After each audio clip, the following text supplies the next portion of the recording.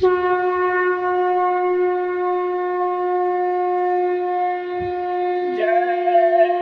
गुरुदेव, जय गुरुदेव। मैं तो ऐसा सतगुरु पाया, मेरा रोम रोम हर्षाया। रहम करो रहमान मिलेंगे, दया करो भगवान मिलेंगे। जय गुरुदेव। यह विनती गुरुदेव हमारी, रखूं हंस रूप अपना, खोलो द्वार किवारी, विनती।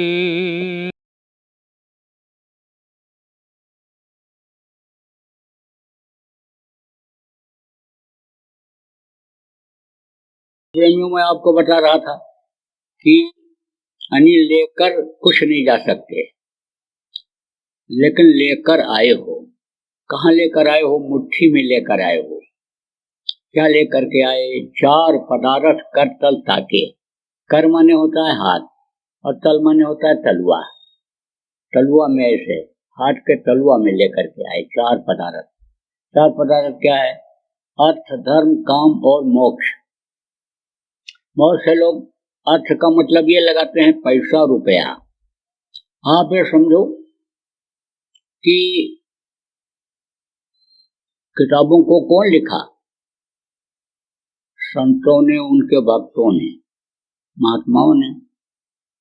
अब उतनी योग्यता का कोई जब आता है तभी उन किताबों को समझता है, धार्मिक ग्रंथों को तभी समझता है। कम पढ़ा लिखा जब समझाने लगता है तो अर्थ का अनर्थ कर देता है। आप देखो, ये जितनी धार्मिक किताबें हैं, पहली जैसी एक भी नहीं है इस समय। पुरानी लिपि अगर आपको मिल जाए, उससे मिलाओ तो बहुत भिन्नता मिलेगी। अपने अपने मन से उसमें लोग गढ़ करके लिख देते हैं, रोचक बनाने के लिए, बिक्री के लिए, कि हमारा बिक जाए। अपने अकल के अनुसार उसमें बदलाव कर दिया करते हैं। तो कैसे उसका अर्थ समझ में आएगा? अगर उतनी योग्यता कम ले तो अर्थ समझा भी दे, और नहीं तो अपने मन से लोग अर्थ लगा लेते हैं। जैसे कोई MA PhD करके किताब लिखा है, 16 दर्जा पढ़ करके किताब लिखा है, 16 दर्जा पढ़कर आएगा तभी उसको पढ़ा पाएगा। 10 दर्जा पढ़ा हुआ उसको क्या समझा पाएगा, क्या पढ़ाएगा? तो आपको समझने की जरूरत है प्रेमियों कि अर्थ का अर्थ ये होता है कि मनुष्य शरीर पाने का अर्थ समझो। ये विषय वासनाओं के लिए नहीं मिला। आप ये समझो कि साधन धाम मोक्ष का द्वारा साधना के लिए ये मिला। मोक्ष का दरवाजा इसी में है। जिसको मुक्ति मोक्ष कहते हो उसका दरवाजा इसी में है। किसके मुक्ति मोक्ष का? इस जीवात्मा के। शरीर तो फिर मिलता है और जीवात्मा घूम करके फिर कोई न कोई आती है शरीर में, लेकिन जीवात्मा को मोक्ष तब मिलता है जब ये सतलोक अपने धाम पहुंचती है जहां से उतारी गई है। तो आपको समझने की जरूरत है प्रेमियों कि इस अर्थ, धर्म, धर्म क्या है? कहते हैं दया धर्म तन बसे शरीरा, ताकर रक्षा करें रघुवीरा दया धर्म। दया बहुत बड़ा धर्म माना गया। दया धर्म का मूल है, पाप मूल अभिमान कहा है ना। तो अब आप समझो, दया करो। किस पर करो? सभी जीवों पर करो। जितने भी जीव हैं सबके अंदर उस मालिक की अंश है, परमात्मा की अंश है, जीवात्मा है। तो परमात्मा से, भगवान से अगर आपको प्यार है, प्रेम है, तो सब जीवों पर आप दया करो। आप समझो कि दया भाव लोगों के अंदर से खत्म होता जा रहा है। दया को तो लोग समझ ही नहीं पा रहे हैं, दया क्या चीज है। अभी कोई कह दे कि देवता खुश हो जाएंगे, इनके मूर्ति के सामने तुम बकरा काट करके चढ़ा दो, मुर्गा काट करके चढ़ा दो, तो बस फट से चढ़ा देंगे। समझते नहीं है कि कितनी कीमती चीज है, कहाँ हम चढ़ा रहे हैं, कहाँ हम इसको खुश कर रहे हैं, किसको खुश कर रहे हैं? आदमी के बनाए हुई मूर्ति को देवता मान करके उनको खुश करते हैं। आपको इस चीज को समझने की जरूरत है कि देवता लेवता नहीं होते हैं, जान किसी की नहीं लेते हैं, बल्कि वो मदद करते हैं। देवताओं को तो प्रसन्न करना लोगों को आता नहीं है। आप ये समझो, वेद मंत्र के द्वारा जब देवताओं को बुलाया जाता है, आहुति दी जाती है, 17 तत्वों के लिंग शरीर में वो होते हैं, और जब समझो आहुति देते हैं तो धुआं निकलता है, खुशबू उनका आहार है। जब वो खाते हैं तब खुश होकर के समय पर जाड़ा गर्मी बरसात तब करते हैं, और इससे वो नाराज हो जाते हैं। ये धरती नाराज हो जाती है कि खून हमारे ऊपर जब बह रहा है, हमारे आंचल को गंदा कर दे रहा है। पवन देवता नाराज हो जाते हैं, वातावरण हमारा दूषित कर दे रहा है। पवन देवता हवा में ही तो बदबू जाती है, इनके सड़ने की, जानवरों की। आप ये समझो कि हवा के जरिए ही अन्य आसमान की तरफ समझो कि वायु जाती है, मतलब ये गंदगी जाती है, तो ये सब बल्कि और नाराज हो जाते हैं और सजा देने लगते हैं। या आप ये कहोगे जो मांसाहारी हो, मांस खाते हो, कि भाई हम हत्या नहीं करते हैं, हम तो पैसा दे करके खरीद करके ले आते हैं, लेकिन हत्या में भागीदार तो हुए आप। आप जो भी मांस खाते हो, अगर खाना बंद कर दो तो जीव की रक्षा हो जाएगी कि नहीं हो जाएगी? उन पर दया करनी चाहिए, जीवों पर दया करनी चाहिए। देखो, आपको भले खराब लगे, लेकिन हमको तो बताना है। पैर में फोड़ा हो गया और मलहम अगर लगाते रहोगे तो नासूर बन जाएगा, और फोड़े को काट करके अगर दवा भर दिया जाए तो नासूर नहीं बनेगा, फोड़ा ठीक हो जाएगा। अब काटते समय तो दर्द होगा। आपको जिनको जबान का स्वाद मिल गया है वो तो कहोगे बोटी हम नहीं छोड़ पाएंगे। बोटी छोड़ने की बात ये कह रहे हैं, इन बाबा की बातों को हमको नहीं सुनना है, तो आप तो सुनना भी ना पसंद करोगे। लेकिन हमको तो जो हमारा धर्म बनता है, कर्म बनता है हमारा, जो हमारी ये वेशभूषा है और हमारा जो काम है उपदेश करने का, हम तो आपको सही उपदेशित करेंगे। आपको उस बात को समझना चाहिए कि सचु वैद गुर तीन जो प्रिय बोलने भय आस, वो स्वामी जी ने कहा है। राजा का मंत्री अगर राजा की मुंह देखी बात करे तो राज का नाश हो जाएगा, क्योंकि राजा तो भोगी होते ही हैं। सचु वैद, और वैद्य अगर रोगी के मन के हिसाब से खाने को कह दे, रोगी को जो चीज नुकसान करती है मन उसका वही कहता है खाने को।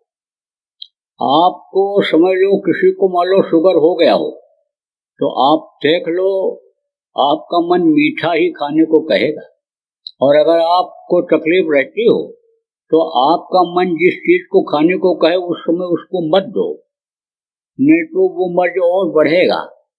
तो आप ये समझो कि उसके मुताबिक अगर कह दे, डॉक्टर मरीज के हिसाब से अगर कह दे हाँ ठीक है खा लो कोई बात नहीं है, दवा तो हमने दे ही दिया है, तो समझ लो शरीर का नाश हो जाएगा। और गुरु जिनको कहा जाता है, ऐसे गुरु मिल जाएं जिनसे ये कहो महाराज हमको कोई मंत्र ऐसा दे दो कि जिससे हम खाते पीते भी रहें, और हम बुराइयां जो करते हैं वो भी करते रहें, क्योंकि बड़े आदमियों के साथ हमको रहना पड़ता है, वहाँ हमको झूठ भी बोलना पड़ता, बेईमानी चोरी चकारी भी करनी पड़ती, ठगी भी करनी पड़ती है।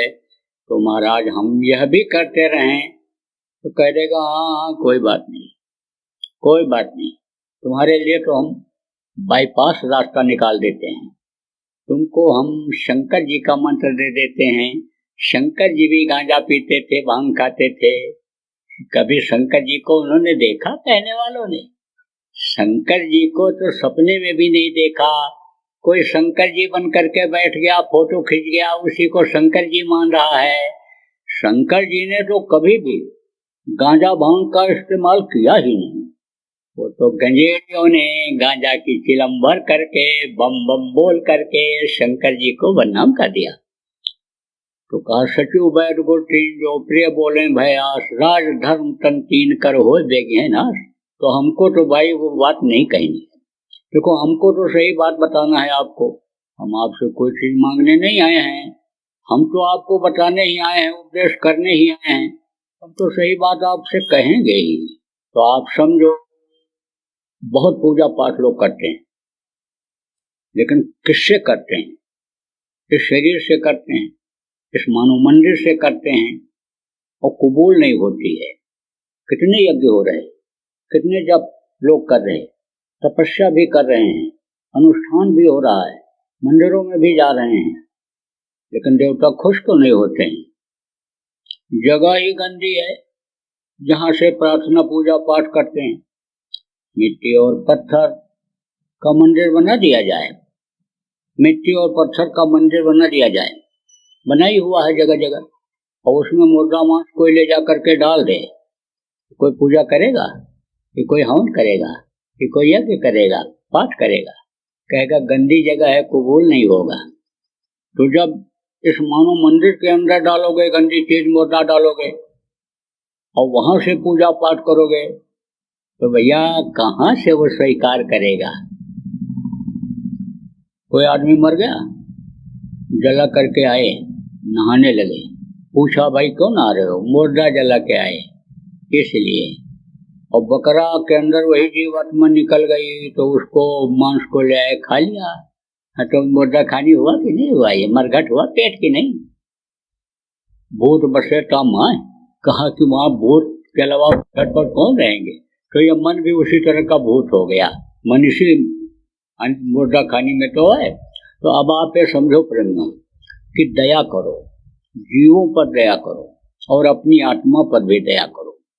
अगर इस पर दया आपने नहीं किया, इसके अपने घर मालिक के पास पहुंचाने का कोई उपाय अगर आपने नहीं किया, तो कर्मों की सजा शरीर से तो मिलती ही है। जैसे यहाँ संविधान बना हुआ है, नियम बना हुआ है, नियम को कोई तोड़ता है तो उसको सजा मिलती है।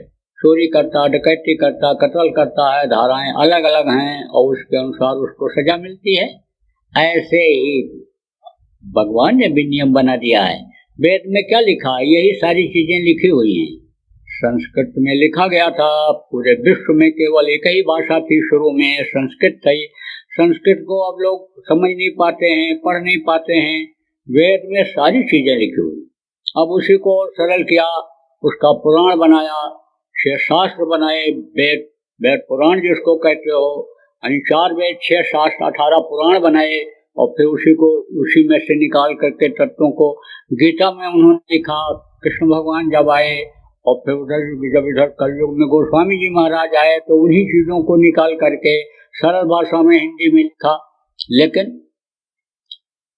पढ़ लेते हैं, अमल नहीं करते।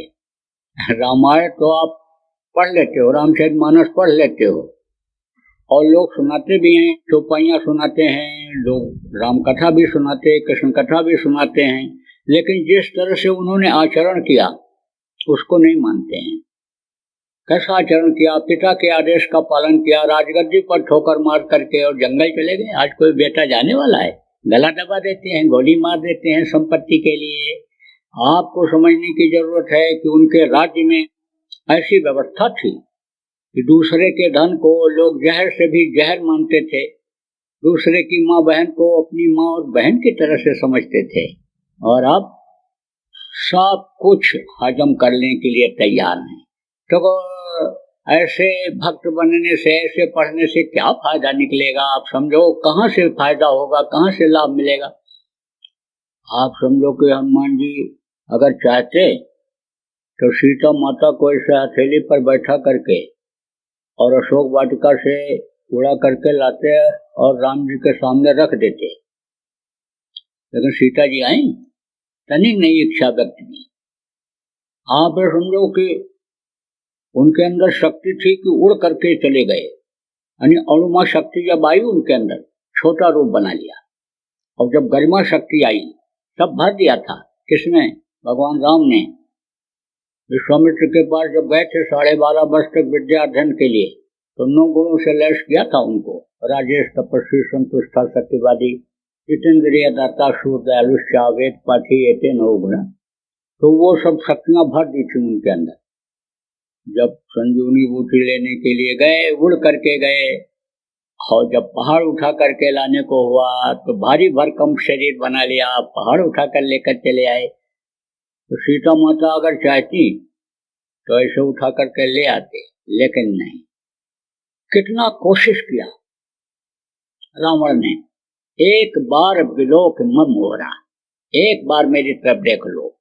बच्चों ध्यान दो, कहा कि एक बार मेरी तरफ देख लो, लेकिन कभी भी उन्होंने उससे बात किया था कृष्णराज वो कहाँ बैठे, तिनका उठा लेती थी और ऐसे लगा करके फिर बात करती थी। तो अब आप ये समझो कितना पतिव्रता थी। अब उनकी पूजा नहीं होगी तो किसकी पूजा होगी? तो देवी थी, तो उनकी इसका अनुकरण करना चाहिए, उनके पद चिन्हों पर चलना चाहिए। तो प्रेमियों, आप समझो कि दया धर्म है, सबसे बड़ा धर्म है दया। तो दया करो, किस पर दया करो? अपनी जीवात्मा पर दया करो। और अगर नहीं करोगे तो यहाँ तो सजा मिलेगी ही जब तक शरीर रहेगा, और जब शरीर छूटेगा तब इसको जाना पड़ेगा जीवात्मा को किसके सामने? यमराज के सामने, जिसके पास पूरा लेखा जोखा जीवन का रहता है। वहाँ कोई शोर सिपारी नहीं चलती, वहाँ कोई वकील मिलता ही नहीं, कोई सेटिंग करने वाला मिलता ही नहीं, और न वो जज ऐसा होता है कि शोर सिपारी सुने या कुछ और कुछ लालच करे। वहाँ तो एकदम सीधा हुक्म होता है। अब यहाँ भले आप कह दो कि आंख बचा करके गलत काम कर लो, क्या कहीं कोई देख रहा है, लेकिन ये समझ लो कि जिसको आप नहीं देख पा रहे हो, आपकी सारी अच्छाई और बुराई को देखता रहता है, उसके कैमरे से बच नहीं सकते हो। चित्रकूट उनके मंत्री हैं, जिनकी परछाई आप ये समझो कि गुदा चक्र पर बराबर पड़ती है। ये 4 दल कमल हैं, उन कमलों पर पड़ती रहती है। पूरब की तरफ आप ये समझो इंद्र और उनकी पत्नी शची वो दिखाई पड़ती हैं, उनकी परछाई पड़ती है। चक्रों का वेदन जो लोग करते थे उनको दिखाई पड़ती थी। और उत्तर की तरफ कुबेर, और समझ लो कि ये आपके यानी चित्रगुप्त, और दक्षिण की तरफ यानी समझो कि यमराज की परछाई बराबर पड़ती रहती है। तो उनके पास पूरा लेखा जोखा होता, और बड़े बड़े बही खाता, बड़े बड़े पन्ने सुनहले मोटे, लेकिन ऐसे समाये हुए रहते हैं, एकदम से ऐसे पतले पतले हो जाते हैं। और फट से ऐसे मारा ऐसे हाथ से और खुला, और वही जैसे कंप्यूटर दबाते हो बटन तो वही टॉपिक आ जाता है जो उसमें भरे रहते हो, इसी तरह से फट से आ जाता है। और हुकुम बोलता है ले जाओ, बस मार शुरू। मारा, गिरा, सीने पर सवार, दबाया, आंखें निकल आई, जीभ बाहर निकल आई, और जब देखा बेहोश हो रहा है तब हट जाते हैं। जब जैसे हटते हैं सीने पर से, आंखें फिर अंदर चली जाती हैं, जीभ फिर अंदर चली जाती है, फिर उठता, फिर मारता है, जैसे उठा तैसे फिर मारा, आंखें फोड़ दिया, मारा, भगा, गिरा, हाथ पैर टूटा, नरकों में डाल देते हैं। 22 प्रकार के नरक हैं, बड़े बड़े, छोटे बड़े मिला के 42 हैं। 1-2 दिन नहीं रहना पड़ता, बहुत देर रहना पड़ता। 4 युग है, सतयुग, त्रेता, द्वापर और कलयुग। जब ये चारों युग बीत जाते हैं तो एक चौकड़ी होती है, और 72 बार जब चौकड़ी बीतती है तब एक मनवंतर होता है, और 14 मनवंतर जब बीत जाता है तब एक कल्प होता है। एक एक कल्प तक की सजा मिल जाती है कर्मों के अनुसार। प्रेमियों, नरकों से निकलना बहुत मुश्किल होता है। उधर नरकों की तरफ कोई जाता ही नहीं, इतनी मार पड़ती है वहां। कभी कोई गया, राजा जनक जैसे चले गए, नानक साहब जैसे चले गए थे, जीवों को निकाला था, बाकी उधर कोई जाना ही नहीं पसंद करता संतों के अलावा, तो उसमें चला जाना पड़ता है। वहां से फिर कीड़ा मकोड़ा, सांप गोजर बिच्छू की योनि में इधर उधर भटकते रहो, जान बचाते रहो। इतने लोग बैठे हो, एक सांप अगर आता हुआ दिखाई पड़ जाए, एक आदमी की हवा नहीं मिलेगी, सब भागोगे कि काट न ले, मर जाऊं जहर भरा हुआ है। लेकिन वो सांप खुद डरता है, आदमी को देख के रास्ता बदल देता है। शेर देखो कितना ताकतवर होता है, लेकिन सीधा हमला नहीं करता। देखते रहोगे जब तक हमला नहीं करेगा, पलक दबाओगे तब मारेगा, लेकिन मारने के बाद तुरंत नहीं खाता है, छोड़ देता है, दूर खड़ा होकर के देखता रहता है, उठ तो नहीं रहा है, कुछ करने तो नहीं जा रहा है। जब देख लेता उठ बैठ नहीं पा रहा है, चिल्ला रहा है, तब जाता है गला पकड़ के खींच के और ले जाता है, दूसरी जगह पटक देता है। खाता अब भी नहीं है, शंका में रहता है कि हमला न करे, फिर बैठ जाता आराम से देखता रहता है। जब देख लेता बिल्कुल ढेर हो गया तब खाता है। अब आप सोचो कि इन सब योनियों में जाना ही पड़ता है, जान बचानी ही पड़ती है। और फिर उसके बाद 9 महीने उल्टा जीव रहा लटकाना, दादुर पक्षी के समाना, जैसे पेड़ों पर उल्टा टंगा रहता है, दादुर गादुर पक्षी ऐसे लटकना पड़ता है। तो अब आप ये समझो, दया अगर नहीं करोगे इस जीवात्मा के ऊपर, तो समझो कि ये तकलीफें जीवात्मा को आएंगी ही आएंगी। तो आप ये समझो, अर्थ धर्म और काम, असला काम क्या है? असला काम इस शरीर का यही है कि इस जीवात्मा को मुक्ति मोक्ष दिला दो। तो मुक्ति मोक्ष का रास्ता आपके शरीर के अंदर है, और ये शरीर अब दोबारा जल्दी मिलने वाला नहीं है। कोटि जन्म जब भटका खाया, तब यह नर्तन दुर्लभ पाया। इसलिए अब इस शरीर के रहते रहते अपना काम करो। अपना काम क्या है, पराया काम क्या है? जिस काम को करने में आप लगे हुए हो, घर मकान बनाने में, धन संपत्ति इकट्ठा करने में, मान प्रतिष्ठा बढ़ाने में, यह आपके कोई काम आने वाली चीज नहीं है।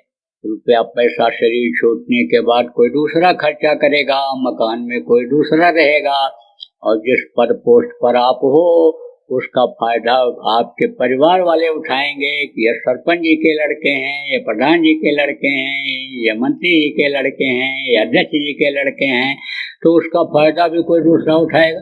ये कोई भी चीज आपके साथ नहीं जाएगी। इसलिए कुछ वहाँ के लिए भी करो जो आपके काम आ जाए शरीर छूटने के बाद, क्योंकि शरीर तो सबका छूटना है, ये मृत्यु लोक है।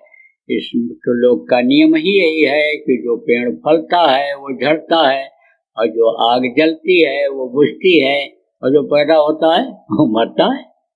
देखो, राम जैसे भगवान चले गए, कृष्ण जैसे भगवान चले गए, कबीर गोस्वामी पलटू नानक दादू मीरा जैसे संत चले गए, एक से एक आप समझो राष्ट्रपति प्रधानमंत्री, एक से एक शेठ साहूकार, एक से राजा महाराजा आए, राजा रंग जो भी आए सब चले गए। तो आपको भी हमको भी जाना पड़ेगा। अब सवाल यह है कि मुक्ति मोक्ष मिलेगा कैसे, अपना काम बनेगा कैसे? धाम अपने चलो भाई, पराये देश नहीं फंसना, काल का देश है, अपने घर कैसे पहुंचेंगे जब तक कोई रास्ता बताने वाला नहीं मिलेगा। रास्ता बताने का काम कौन करता है? रास्ता बताने का काम गुरु करते हैं। दुनिया का रास्ता गुरु बताते हैं, और जो परमार्थी रास्ता है, जीवात्मा को घर पहुंचाने का रास्ता है, उसको सदगुरु बताते हैं। सदगुरु और गुरु में अंतर होता है। गुरु तो माता पिता को भी कहते हैं, कहा ना, पहला गुरु पिता और माता जो है रक्त बीज के दाता, दूसर गुरु भई वो दाई, गर्भवास की मैल छुड़ाई, तीसर गुरु ने नाम उचारा, गांव देश के लोग पुकारा, चौथा गुरु ने शिक्षा दीना, तब संसारी वस्तु चीना, पांचवां गुरु ने दीक्षा दीना, राम कृष्ण का सुमिरन कीना, छठवां गुरु ने सब भ्रम तोड़ा, ओंकार से नाता जोड़ा, सतवां गुरु शत शब्द लखावा, और जहाँ का जीव तहाँ पहुंचावा। शब्द भेदी गुरु जब मिलते हैं तो जीवात्मा का कल्याण उद्धार होता है। फिर ये इधर नहीं आती है, जीवात्मा मृतलोक में नरकों में नहीं जाती है। तो गुरु तो सब सम्माननीय है, सब सम्मान के दृष्टि से देखे जाते हैं। जैसे मास्टर जी हैं, कुर्सी ऊंची सबकी रहती है, लेकिन जानकारी अलग अलग होती है। 5 दर्जा पढ़ाने वाले मास्टर जी अलग होते हैं, 8 वाले अलग होते हैं, 12 वाले अलग होते हैं। हाँ तो मास्टर जी, लेकिन जानकारी अलग अलग होती है। तो जब जानकार मिलते हैं, जब संत सदगुरु मिलते हैं, तब लोक और परलोक दोनों बनाते हैं। अब इस समय पर तो लोक बनना भी जरूरी है, परलोक बनाना भी जरूरी है।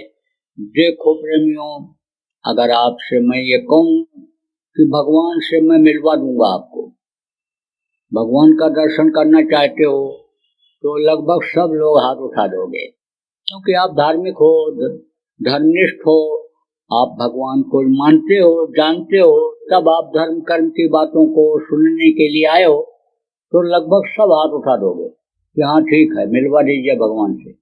लेकिन मैं कह दूं कि भगवान तो आपके साथ 24 घंटा रहेंगे, लेकिन खाने को नहीं मिलेगा। सब कहोगे नहीं। कुछ लोग तो बिल्कुल साफ कर दोगे, ऐसे भगवान हमको नहीं चाहिए, हमको तो खाना खिलाने वाला भगवान चाहिए। हम तो भगवान से जाते हैं, मूर्ति के सामने खड़े होते हैं तो धने पुत्र परिवार मांगते हैं, हमको खाने बढ़िया बढ़िया चीज मिलनी चाहिए। कुछ भगवान तो हमको यानी जिस दिन भी कोई त्योहार होता है उस दिन बोटी ही खिलाते हैं, तो हमको तो खाने को चाहिए। हम और जो कोई आप अच्छे हो गए, शिष्ट जिनको कहते हैं, वो ये कहोगे नहीं भाई, भगवान से ही कह दो पहले हमारा पेट भर दें, उसके बाद तब हमको भगवान भी अच्छे लगेंगे। भूखे भजन न हुए भुआला, और ले भुआल कंठी माला, हमको कंठी माला नहीं चाहिए, हमको तो कह दो पेट हमारा भरे। आपसे कह दिया जाए कि चारपाई पर पड़े रहो, उठ बैठ नहीं सकते हो, लेकिन भगवान पंखा जलते रहेंगे, सेवा करते रहेंगे, कहोगे भगवान से ही कह दो हमको खड़ा कर दें, चलने फिरने लायक हो जाएं, तो हम तो उन्हीं की सेवा करेंगे, हम सेवा नहीं करवाना चाहते उनसे। कह दिया जाए बेइज्जती कर दी जाएगी, मुंह दिखाने के लायक नहीं रहोगे, कोई तुम्हारा मुंह देखना पसंद नहीं करेंगे, लेकिन भगवान 24 घंटा साथ रहेंगे। सब कहोगे नहीं नहीं, जब तक रहें तब तक इज्जत के साथ रहें, तो ये भी जरूरी है। आप ये समझो, इस तन के लिए साफ कपड़ा भी जरूरी है, इस तन के लिए रहने का, रोग से बचाने के लिए, गर्मी ठंडी से बचाने के लिए मकान की भी जरूरत है, और समाज में लड़का लड़की का शादी ब्याह करना है, साफ सुथरी जगह पर बैठना है, तो उसके लिए सम्मान इज्जत की भी जरूरत है। तो भाई दोनों बात बतानी पड़ेगी, दोनों बात बतानी पड़ती है। देखो संतों का इतिहास रहा है कि संतों ने दोनों काम किया। आप कहोगे भाई जो दाढ़ी बाल बढ़ा लेता है या मूड़ मुड़वा लेता है या गृहस्थों जैसा कपड़ा जो नहीं पहनता, लाल पीला नीला सफेद पहन लेता है, वो संत हो जाता है? ऐसा कुछ नहीं। संत की गति होती है, जिसकी आत्मा वहां तक पहुंच जाती है, परमात्मा तक, सतलोक तक पहुंच जाती है, सर्वशक्तिमान के पास पहुंच जाती है, वो संत गति के होते हैं। जिसको ये मालूम हो जाए कि ये दुनिया नाशवान है, एक दिन खत्म हो जाएगी, उसको मुनि कहते हैं। जो ब्रह्मा विष्णु महेश तक पहुंच जाते हैं, आप समझो स्वर्ग और वैकुंठ तक, उनको देवर्ष कहते हैं। उसके आगे योगी, योगेश्वर, साध, संत, परम संत। संतों का दर्जा सबसे ऊंचा होता है। ये भी माँ के पेट से पैदा होते हैं, लेकिन उस वक्त के मौजूदा संत के पास पहुंच करके अपनी आत्मा को जगा करके उस मालिक तक पहुंचा दिया करते हैं, तो पूरी ताकत आ जाती है और उनको हुक्म मिल जाता है। समय समय पर आते हैं और हमेशा इस धरती पर आते हैं। देखो अगर एक ही शरीर में आना होता तो शरीर छोड़ते क्यों और फिर दूसरे गुरु आते क्यों? यानी आप देखो संत मत का विस्तार कहाँ से शुरू हुआ, कहाँ से संत मत की नींव पड़ी? कबीर साहब से हुई। कबीर साहब आप ये समझो कि बहुत शिष्य थे। आप ये समझो कि उन्होंने अधिकार किसको दिया? रावी तट पर समझो कि युवावस्था में नामदान लेने वाले, अपने आत्मा को जगाने वाले, समझ लो वाहे गुरु परमात्मा का प्रचार करने वाले नानक साहब को अधिकार दिया। उनके जो अन्य शिष्य हुए, 10 गुरु हुए, नाम बताने का समय नहीं है, उनको वो बराबर देते आए और उनके अनेक हुए, लेकिन वो उनको अधिकार देते आए। आप समझो आखिरी जो उनके गुरु थे गुरु गोविंद साहब, इधर महाराष्ट्र में आए थे यानी आप समझो पूना में उनको रतनराव जी को अधिकार दिया, रतनराव जी ने श्यामराव जी को दिया, फिर वो हाथरस वहाँ पहुँच गए और समझ लो कि वही दक्षिणी बाबा तुलसी साहब के नाम से मशहूर हुए। उन्होंने किसको अधिकार दिया? राधा स्वामी मठ जो चलाए, यानी राधा माने सूरत और स्वामी माने मालिक, यानी समझ लो जो उन्होंने इधर से सूरत को खींच करके उधर उस मालिक से मिलने का अभ्यास बताया। राधा स्वामी शिवदयाल जी महाराज को अधिकार दिया और उन्होंने फिर किसको अधिकार दिया? इनके बहुत थे शिष्य। अब तमाम शाखाएं उन लोगों ने बना ली और संत मठ को छोड़ करके फिर उसी काल मठ में आ गए। जगह जगह पर समाधि बना ली, जगह जगह पर फूल पत्ती प्रसाद शंख घड़िया घंटा घड़ियाल और ये सब सारी चीजें बनाने लग गए। लेकिन अधिकार किसको दिया? ये देखो जो संत मठ के लोग हो, आप समझते हो, अधिकार जिसको मिलता है संभाल करने की पावर उसको रहती है और संभाल करने के लिए जीवों को उनको दिया जाता है। तो किसको दिया उन्होंने? विष्णुदयाल जी महाराज को दिया और विष्णुदयाल जी महाराज ने गोरेलाल जी महाराज को दिया और गोरेलाल जी महाराज के भी बहुत शिष्य थे, उन्होंने हमारे गुरु महाराज को दिया। ये गुरु महाराज ये नहीं, जिनकी तस्वीर है वो महापुरुष जब रहते हैं तो जल्दी पहचान नहीं पाते लोग, और जब चले जाते हैं तब मूर्तियां बनाते हैं और रामलीला रासलीला करते हैं, जन्माष्टमी मनाते हैं, ये सब करते हैं। फोटो जब चला तो फोटो का कैलेंडर बना करके और पूजा पाठ उसका करने लग गए। देखो उससे मुक्ति मोक्ष मिलने वाला होता नहीं। सही बात तो यह है, जब तक खुद उपाय नहीं करोगे तो इतना आसान मुक्ति मोक्ष नहीं है कि चीनी का शरबत है और बस पानी में घोला और पी गए, मुक्ति मिल गई, मोक्ष मिल गया। इस बात को आपको समझने की जरूरत है। बात जरूर कड़ी लग रही होगी आपको, लेकिन बताना तो जरूरी है। तो प्रेमियों समझो, फोटो लगाना क्यों पड़ता है, लगाया क्यों जाता है? संत मत में गुरु का ध्यान कर प्यारे, बिना इसके नहीं छुटना। गुरु को ही सब लोगों ने प्रणाम किया, मन ही मन प्रणाम गुरु की ना, हाथ लागो उठाए धन देना। जो तारीख शक्ति थे राम, उन्होंने भी आप समझो गुरु किया था, कृष्ण ने भी गुरु किया। संदीपनी उनके विद्या गुरु थे, आध्यात्मिक गुरु सुपट थे। सुपट से प्रार्थना किया उन्होंने कि अब आप अपनी दया की शक्ति को खींचो, तब हम धर्म की स्थापना कर पाएंगे। 11 छोड़ी सेना तभी खत्म हो पाएगी। आप लोग पढ़ते होगे, सुने होगे, नहीं सुने होगे तो सत्संग जब सुनोगे तो सारी बातों की जानकारी हो जाया करेगी।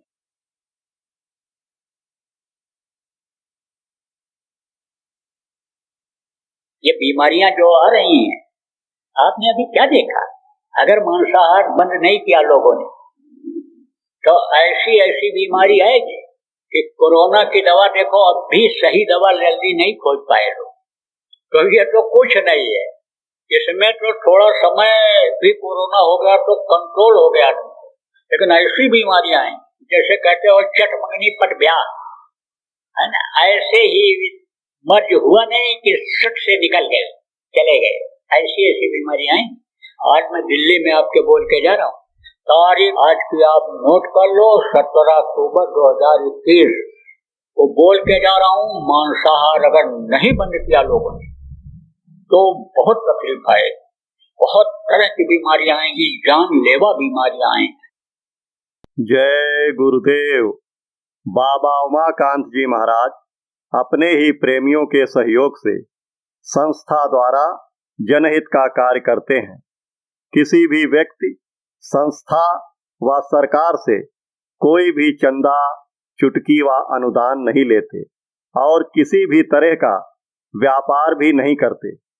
इसलिए आप श्रोताओं को बताया जा रहा है कि बाबा जी के नाम पर किसी भी प्रकार का धन मांगने वाले व व्यापार में प्रचार करने वाले लोगों से होशियार रहिएगा।